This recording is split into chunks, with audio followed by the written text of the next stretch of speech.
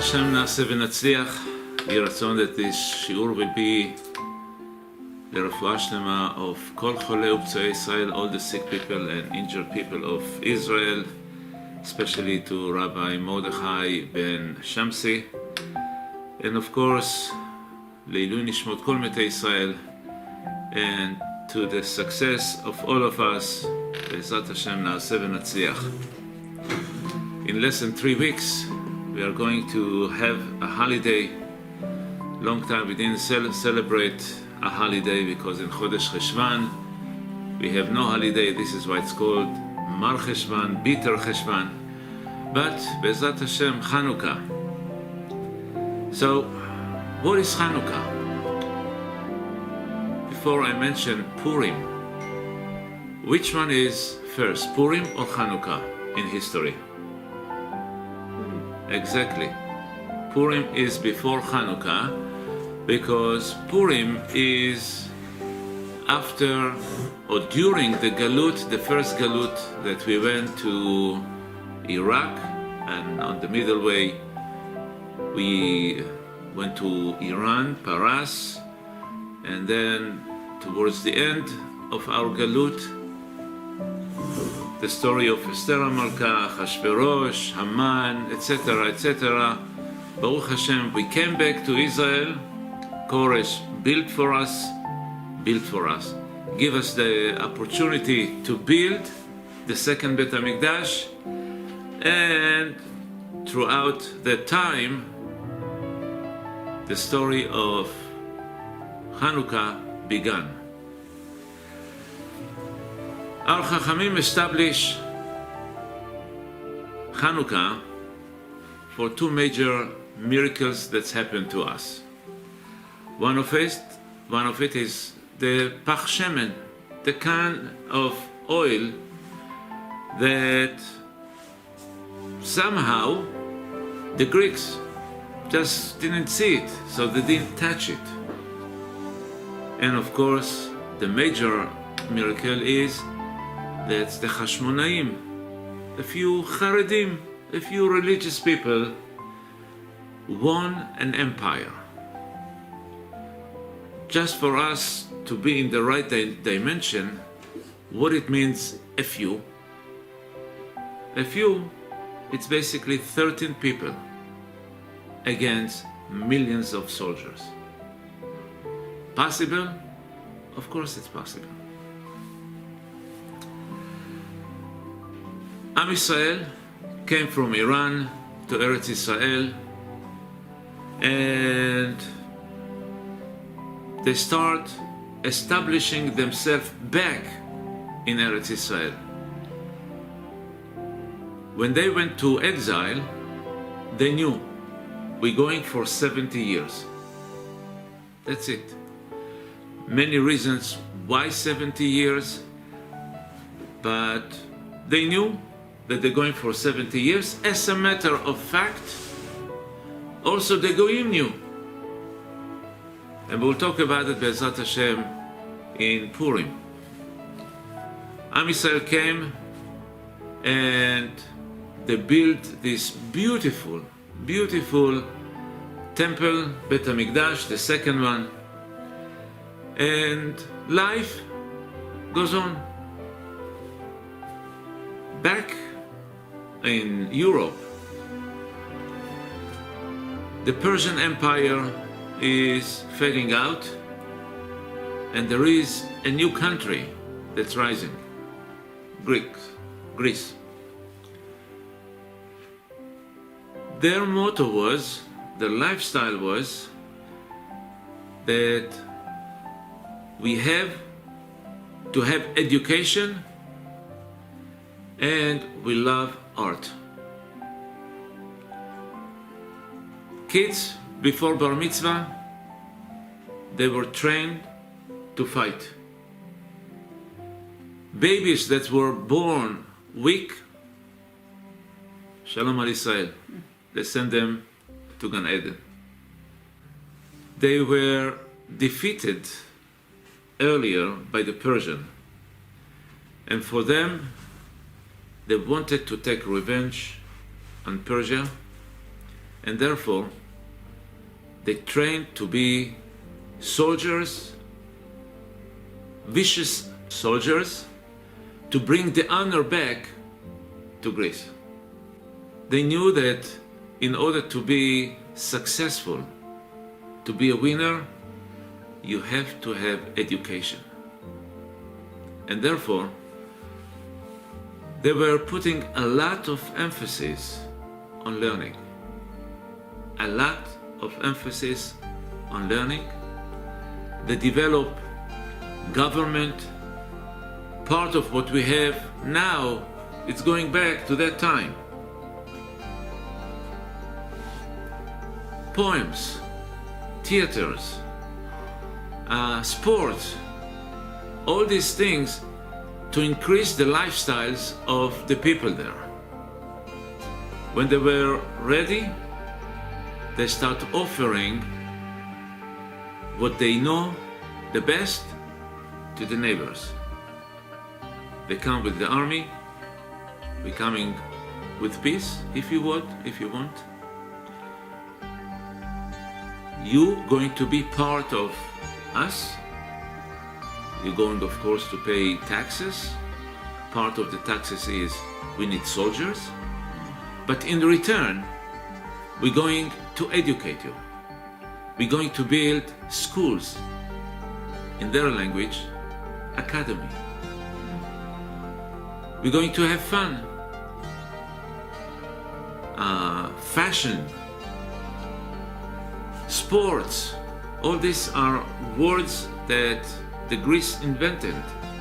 Stadiums. We will build for you stadiums. Games. And people all across agree to that. Why? Because at that time, 99% of the population in the world, whatever was the world there, was analphabet. They didn't know how to read, they didn't know how to write, except some specials. But education in general, nobody knew how to do that, how to perform it. They didn't have money. The Greeks came and they agreed to do that for them. In return, you pay us and we take soldiers from you. And they went from place to place. Of course, the more soldiers they have, they become an empire. Where, of course, down the road, they defeated Iran, Persia at that time, and they start going a little bit south towards the Middle East. On the way to Eretz Israel, it's amazing that every ruler, every leader who thought that he is good, he put in his agenda, I must conquer Eretz Israel. Not all of them were successful.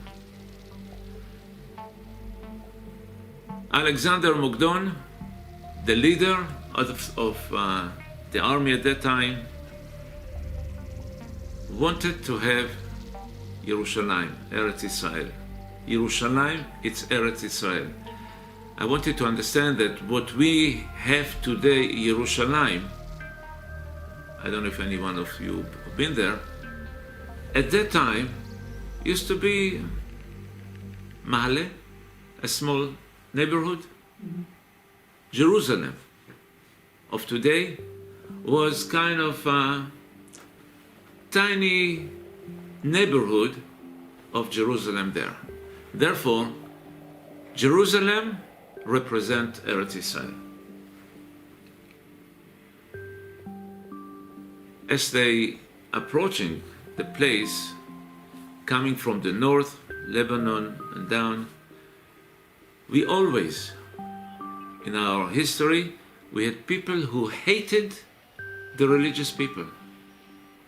We always had it. And therefore, at that time, those lefties, if we can call them, when they saw Alexander coming with the whole army, they said, you know, we will help you to get to Jerusalem, we'll show you the way. It's because we want to do that because the people there hate you. They want to rebel against you. And we're coming with peace, we want to serve you, and we want your success. On the way to Jerusalem, a few weeks, in this particular night,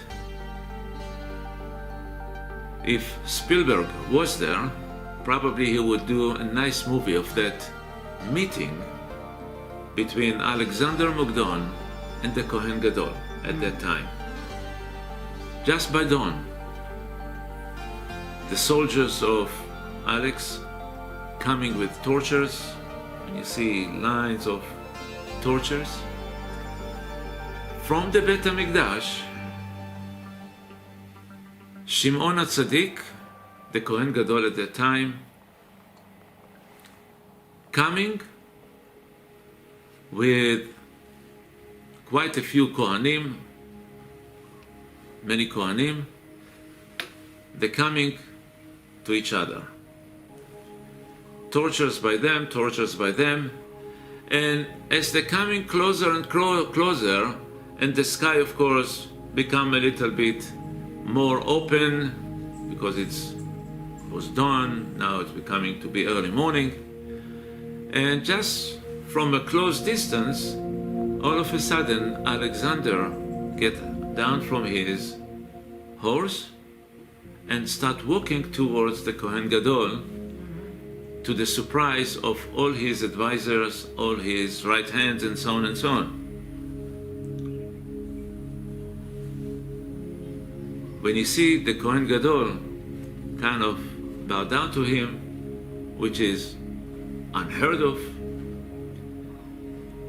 and when the advisors, his deputies, asking him, Your Honor, you're a king, what is this? And he said to them, as it's appearing in our Midrashim, this is the man that because of him I won all the wars. What do you mean? He said, before every battle, before every war that I went, this person came into my vision and encouraged me to go, and he promised me that I will be successful. I will win, I will conquer every place that I will go. This was excellent opening. Excellent opening. Alexander asked the Kohen Gadol, I heard that you guys want to rebel against me. So Shimon HaTzadik said to him, if we wanted to rebel against you, we wouldn't come to welcome you. Who told you that we want to rebel against you? And he pointed toward those lefties, and he said to Kohen Gadol said to them, we have so much trouble with those guys because they don't want to follow any rules, any system. They are against everyone. Of course, Alex took care of them.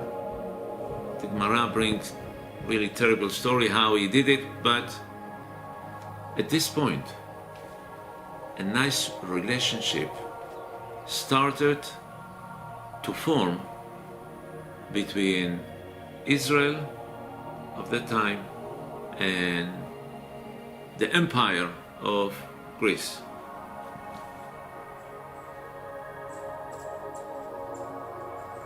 The Greeks liked art. When they saw the Beit HaMikdash, they were so amazed. Wow, what a beautiful museum you have. Another word. Can we go in?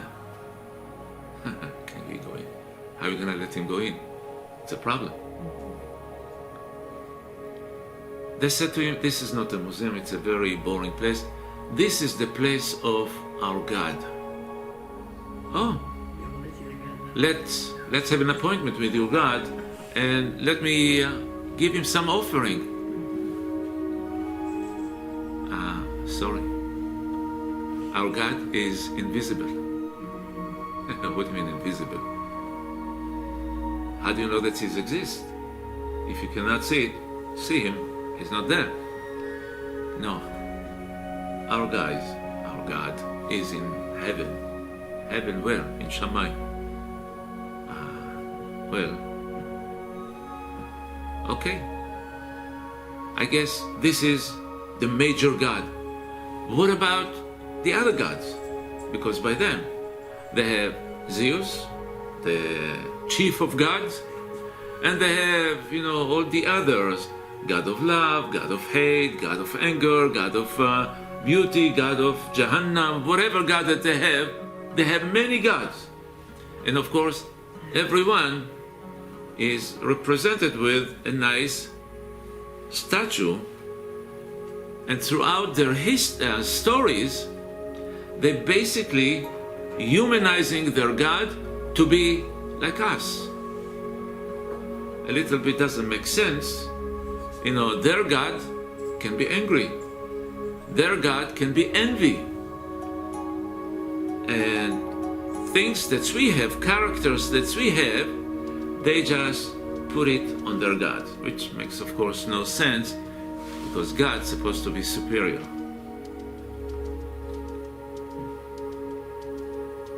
Nevertheless, Alexander found out that this nation is different than all the nations that he saw so far. Everyone knows how to read and write. Yes, not their language, but they know how to read and write. As a matter of fact, children at the age of 3, they're going to cheder, preschool. They're learning. They know how to read books. And they said, wow, we found our partners. Together, we are going to get so far with your wisdom and with us. Nothing will stop us, and the sky is the limit, or no limit. Okay. I'm not going to go through how they treated Alex, not letting him go inside the places that he shouldn't be, and how they tricked him to not to put his steps on the floor of Bet HaMikdash. But they told him, as appreciation to you, to honor you, this year, any boy that will be born will carry your name. And this is how Alexander become part of the Jewish name. Before that, Alex who? It's not Jewish name. Avraham, Yitzchak, Yaakov, and now an Alexander. According to the numbers, many boys, we talk about tens of thousands of boys, Alexander. And they decided to have a base in Israel. Base, we're talking about a few 100,000 of soldiers that kind of protecting the Jewish people, but also putting the poison of education. If you look at the life of the Jewish people there, most of the people, or let's say good part of the people, were learning in yeshivot, and some of them, or the rest of them, were farmers. And therefore, those people who were in the yeshiva, not all of them really fit yeshiva, as we know, till today. And when they saw that the Greeks offering them all kind of entertainment, also new dress code. If you watch the movies of those that's describing those times, you know, nice satins, colorful, and sandals. They don't go with the regular striemel and so on and so on. Beautiful, beautiful. Slowly, slowly, students, yeshiva boys, start going to watch the entertainment, sports. And of course the Greeks, hey you, come, try it. Here is a spear, let's see how far you can throw it. Here is a disc. They show them how to do that. They encourage them to do that. And slowly, slowly, in years, many Jewish people become what we have only in that time. They become mityavnim. Mityavnim, basically Hellenized. Hellenized, following the structure, the education, thought of life of the Greeks. Unfortunately, the Greeks were in Eretz Israel for 180 years. 180 years is a long, long time. A little bit poison every day, a little bit. To the point that's where the story of Hanukkah starts. You cannot find Jewish people. You cannot find Jewish people. Everyone became mityaven. We didn't have it when we were being under the Persian, under other exiles. It was only here.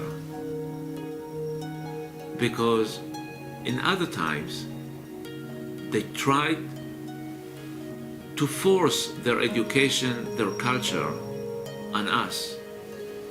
Start worshipping our idols. No, they killed them. Here they did it with a warm tongue, sweet tongue, smile. Come on, look, take those coats. What is it? It's ugly. Wear a nice red, cyan, white. It's very hot here. This is what you're supposed to wear. And you know what? Maybe you should, where is my hair? You should fix your hair, put, I don't know, wax here and there. Be like us.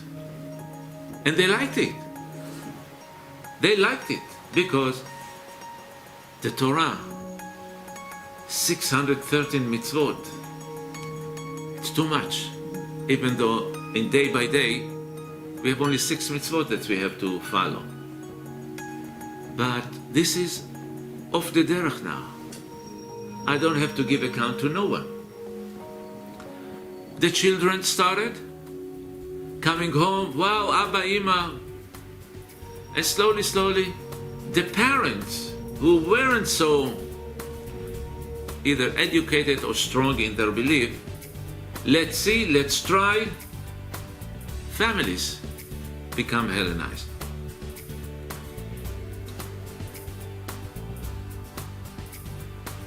Down in the middle way, the Greeks got very annoyed. They're saying, this is very smart nation, very smart nation. But they don't calculate the work of the week nicely. Once a week they take off. They don't work. If you calculate, it's almost 2 months. 2 months out of 12 months, it is almost 20% of the time you do not earn money. They're crazy. And no matter what we do, they're very stubborn. They are not working. And besides, they have only one God. And you cannot see it. It's weird. Yes, they are educated, but maybe they become over-educated, and now they are on the verge of stupidity. They have certain codes that they will not budge out of it. They're harming their kids. We made sure that our kids, babies, will be strong. A kid was born in a week. They're chopping something from him. Crazy. You're gonna die. You're gonna be weak. It's not good for us. We want soldiers. They didn't understand the concept of purity and impurity. What is this oil? Well, this was a kosher oil before you touched it. Now we cannot use it. What's the difference? No, you touched it, you made it impure. Listen, I wash my hands. I put sanitizers there, everything, you know, COVID. No. You will never understand. Let's take it to the lab. You bring your oil, and we take this oil, we put wicks there, and we light it. Let's see if the flame will be different. The same. The same. They saw that Am Israel weird. Smart, but weird. No. Remember Mao Zedong? China. Of course, only the young people can remember it. We have to brainwash them. We need to re-educate those guys. To begin with, you have to work 24/7. Not 24, but 7 for sure. There is no, what do you call it? Shabbat? No. Every day. Every day. To be more productive, it's good for you. You earn more money. And if you don't, they try nicely at the beginning, and then they start showing their ugly face. No more Brit Milah. As a matter of fact, on the bottles of the babies, from day one, they should disgrace the belief in their God. At that time, bottle for babies was a horn. They made a hole in the narrow side, and they put the milk or juice or ice cream, and the baby used to drink it like this. We have to thank, plastic. Baruch Hashem. We're living in Gan Eden. They start coming up with decrees left and right. The worst enemy of the empire was Torah. They found out that they're learning and they're getting all their strength, information from those scrolls. We need to eliminate it. You are not allowed to read those things. You have to be educated. learn the books of Pythagoras, Archimedes, learn to be horrendous, engineer, doctors, maybe a poem writer, be an actor, actress. And why separation between men and women? You know, it's beautiful. Women are beautiful and they kind of idolize them. Slowly, slowly, people were afraid. It was more convenient for them to follow the easy life of them. And as I said, no more Jewish people, except the family of Hashmonaim. They live in a place that, like a small kolkhoz, small village. They've been Kohanim, so they were studying there, far from the eyes of the Greeks. Till one day,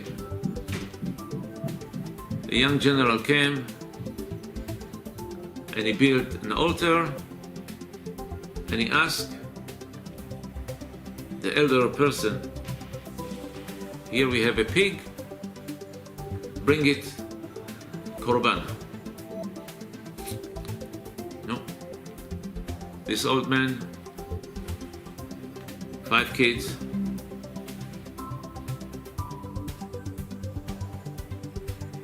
decided that this is the time to start to bringing back the glory of Am Yisrael. To the surprise of this soldier, commander, he just grabbed his sword, killed him. The children took from the others, and before they understood what's happening, most of the people, the soldiers, were dead, and the rest went to bring the CNN news to the rest of them. The battle against the empire started. Mi la Hashem elai. Who believes in God, come to us. And slowly, slowly, from these 13 people, a few other people gathered, came, and they start fighting against the empire guerrilla style. Coming from the mountain, surprising them, killing, taking, and running away. The Greeks sent more and more and more soldiers. The news that the Hashmonaim are winning went all across. More and more people joined them. Nevertheless, we're saying that we won the many by few. And the few, it was started with those 13 people, and later thousands of people against millions of soldiers. Against all odds, we won. We defeated them, we sent them back to wherever they came. Now, we need to re-establish the Bet HaMikdash. We know that they made everything in Bet HaMikdash tameh. We want to light the menorah. They were looking for pure oil, but they saw every place, all the cans were open. somewhere in the corner, they found a silver. Each bottle for 1 day. In order to have supply, new supply, it takes 3 days to go to the field, couple of days to take the olives, squeeze them, to have oil, and 3 days coming back. 8 days. What shall we do? Shall we divide the oil to 8 parts? And que sera, sera, whatever happened, happened. Or we just put it, the whole thing, at least we will have 1 day. 1 day. Okay, they decided to divide it to 8 parts, counting on miracles. If we will have time down the weeks, we will talk about the subject, if you are allowed to count on miracles that will happen to you. Nevertheless, this is what happened.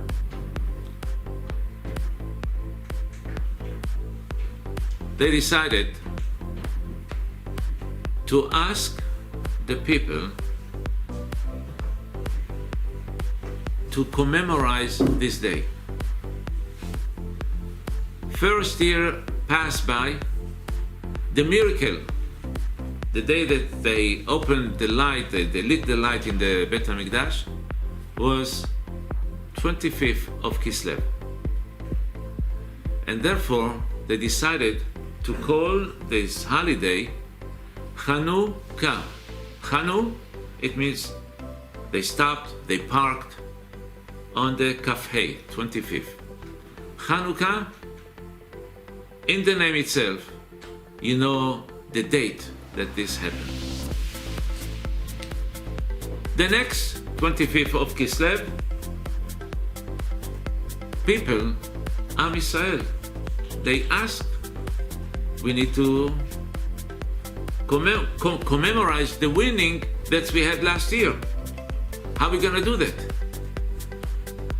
Are we going to have some drinking, some maybe chicken or other things? They had to think what to transfer to the generations to come till our time and further.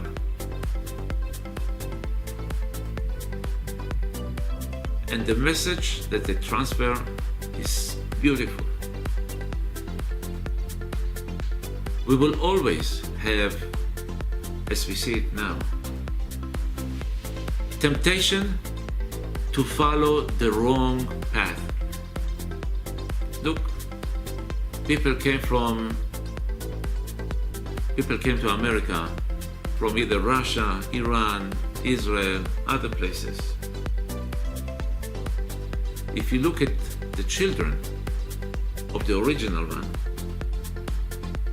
I would say 50%, if not more, stopped talking the original language. Not so many people knowing Bukharian, Persian, Russian, what have you. Their children, they already adapted the language of the place here in America, and it's happened everywhere. They're adapting the culture. How many people of us start going with all kind of rings everywhere, all kind of tattoos, shmatus, torn jeans, and paying top dollars for that? I don't understand it.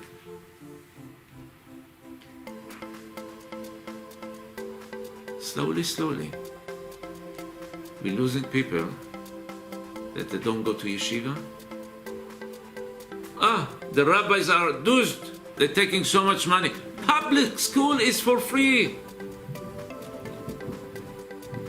Shabbat, it's not Shabbat anymore because they got used to working so much. And this is the day that they can rest. is the day that they can go to the beach, to visit God knows who. So we're losing everything. The message that our Chachamim back then wanted to transfer to us, there is only one way that we can keep our identity forever. We almost lost it in our time back then. There is no Jewish people. Everyone is Hellenized with the flame of Torah. Torah, Ora. Torah is light. No wonder we're saying that Ner Adam, Ner Hashem, Nishmat Adam. The flame of God is our neshama. Our neshama also standing up. Flame, light, against the rules of nature, going up. Spiritual, it's something that you cannot defeat. People that have been in Russia, in Siberia, were tortured by Stalin and his friends. They took everything from them. But time after time, we heard statements like, you can take everything away from me. My belief, you will never be able to take it. You will never be able to take it. The Goyim adapted it. They brainwash their people. Believe in our emunah, in our God. Commit suicide in order to defeat the Jewish people, for example. What's happening in Israel? Those suicide bombers, they got so brainwashed, and you really cannot do anything to fight against belief. You don't see it, and they believe it the same way that we believe. So many Jewish people sacrificed their life not to bow down to statues, not to do things that they've been forced to do against their emunah. The antidote for that is only the Torah. And Baruch Hashem, we have quite a few heroes, especially among the Bukharian. And this is something that I'm so proud of you. And I'm saying it to the camera, to everyone who is watching us. What the Bukharian did here in America towards bringing the knowledge of Judaism to the public, no community did in such a mess, meaning so much. Translation of the newest book of halachot, of musar, stories, plain sidurim, that everyone can read it in your own alphabet, ABCs, but sound phonetically Hebrew. Building yeshivot, mikvahs, so much, because the leaders of the Bukharian saw how dangerous it is here in America, where everything is free. Freedom. Unlike what you had there, that you had to hide yourself in order to study. You had to show that you are communist, not to be killed. Here, you can do whatever you want to do. And therefore, don't tell me to put tefillin. I don't want to go to mikveh. I don't want to cover my head. Don't tell me what to do. Freedom. And how you fight negative freedom?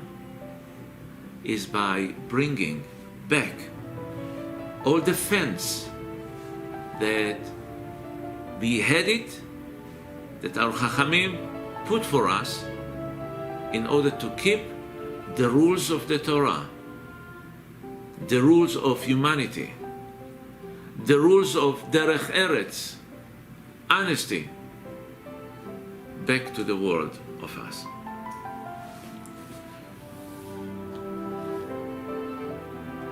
Lighting candles, it's to show everyone the miracles that's happened to us. And what is the miracles? As I said, that I mentioned it at the beginning, it's the miracle of finding this can of oil, and also to show everyone. Numbers means nothing. Few against many. Weak against mighty. Everything against all odds. When God is with you, you will win. And this is what we have to understand it today, 2020, almost 21. That God is with us all the time. And in order to publicize the miracle, our Chachamim give the honor of lighting the candles to men and not to women. Even though, who has more experience in lighting candles? Women. Before Hanukkah, only women lit the candles of Shabbat. And you know what? To see how you ladies lighting the candles in Shabbat, it's amazing. Amazing. Some of you shedding tears, asking from God for 10, 15, 20 minutes what you need for yourself and for Am Yisrael. You can see the Shekhinah, the heavenly presence of God, in this corner of lighting the candles. You are the expert. Nevertheless, Chachamim give it to the men. Why? Because lighting candles of Shabbat, it's to keep the peace and harmony at home. Publicizing,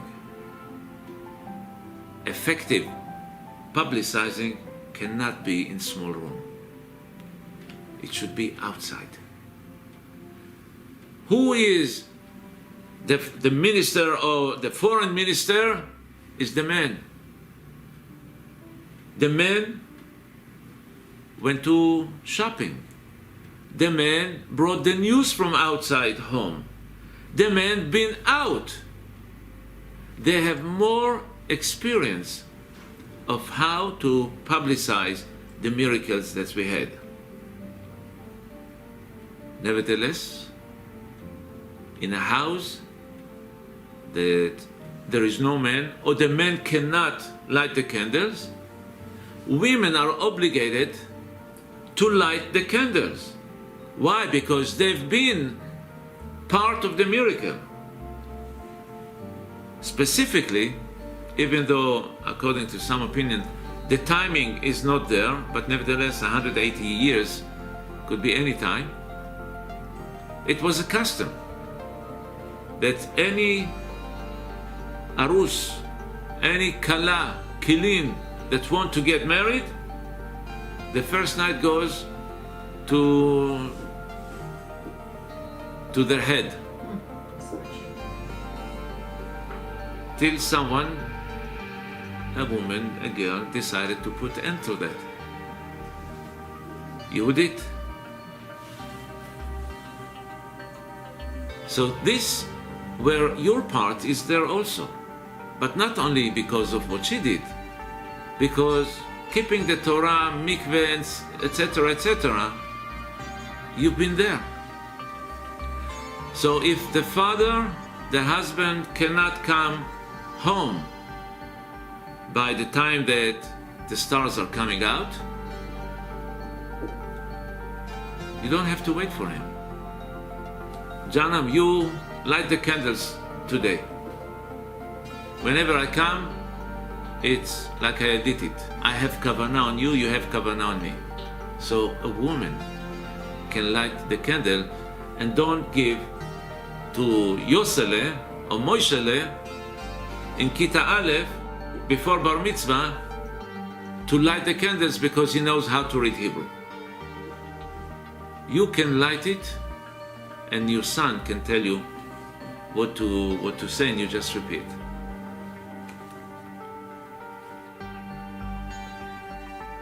The very first night we have 3 brachot. להדליק נר חנוכה, not נר של חנוכה. שעשה ניסים לאבותינו, that God did miracles to our fathers, forefathers. Then is the time of the story of Hanukkah. בימים ההם בזמן הזה. The same miracles that happened there, it's happening every day by us here. And I can tell you, some of you do not know how this freedom ruined our children. To the point that drugs, worse than that, but miracles do happen. Those guys, and I know quite a few of them, today they're rabbis, married, families, beautiful. With a little bit of patience, a lot of patience as a matter of fact, and a lot of love. Miracles do happen. Do happen. So, שעשה ניסים לאבותינו בימים ההם, at that time, also in our time.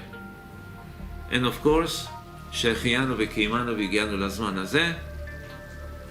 What happened if the husband is not there for the first day, and the woman lit the candles of Hanukkah, and of course she said שהחיינו. Next day, for him is the first time that he's lighting the candle. Should he say שהחיינו? Absolutely not. Because he had kavanah. His intention was to fulfill his obligation with the blessing of his wife. As a matter of fact, I mentioned it many times, and once again, you should tell your husband, Shabbat, when he does the Kiddush, you must be present by the table. Sabri Maranan, etc., etc. You should be by the table listening to the Kiddush, not like many. I'm listening. You start. It's okay. I'm bringing the dishes. Start. Don't wait for me. No. You are obligated to do Kiddush. You are obligated to do Kiddush, and therefore, when the husband does the Kiddush, you have to have kavanah. Kavanah means your intention should be that he will fulfill with his beracha your obligation of doing Kiddush. But in order to do that, he also, and this is very important, he also must have kavanah to do that. It's not one-way street, it's two-way street. You have to have kavanah and he has to have kavanah. So, when the husband does, it's like you did. When the chazan, the rabbi, is blowing the shofar, it is like you did. And therefore, when the wife lights the candle first night and she does שהחיינו, it is like he did שהחיינו. Next day, no שהחיינו for him. Nevertheless, if someone could not light candles on the very first night, and his wife lit candle for him, somehow he missed the train, the airplane, and on the plane, first night, they don't let you light candles back on the top there. So when he comes down to earth, second day, he can do Shechianu. Also, if someone, for whatever reason, was in a hospital, could not light the candles, missed the first night, for whatever reason, he does Shechianu on the second, third, whenever time that he is lighting the candles first time. Even though the wife light the candle? Yeah, because he couldn't. When the husband have opportunity to do, he's in the store. I don't know if the shopping, the main shopping of the year, will be during Hanukkah. I guess, yeah, it's going to be during Hanukkah. So people staying late to make some more money. Don't wait for me. And the question is, of course, shall I wait till everyone will come from the college, from work, from visiting, or I do that on time? This is a very, very important question, because we almost facing it in every household. Time to light candles is roughly, if I'm not mistaken, about 5:20, 5:30, let's say. The earliest that the husband can be is 7. By the time that you finish college, again 6:30, 7:30. Shall we wait to do the whole family together, or I light it on time? There is people who said you have to do that on time, and the time is till there are people around. In Manhattan, you basically can light the candles the whole night, because always there are people there. If you come to our places here, I guess by 8, 9 o'clock, everyone is already home. So you have no one to publicize the miracle. Be'ezrat Hashem,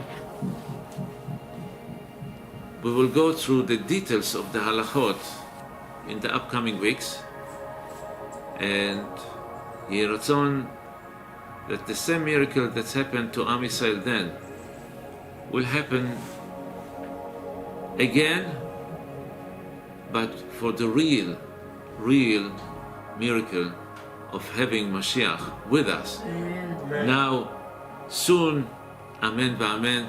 So finally, we will see the end of the Galut. Amen. Back to Eretz Israel, to Beit HaMikdash, to light the real menorah. Amen. The golden menorah of Beit HaMikdash. Amen v'Amen. Thank you very much for coming.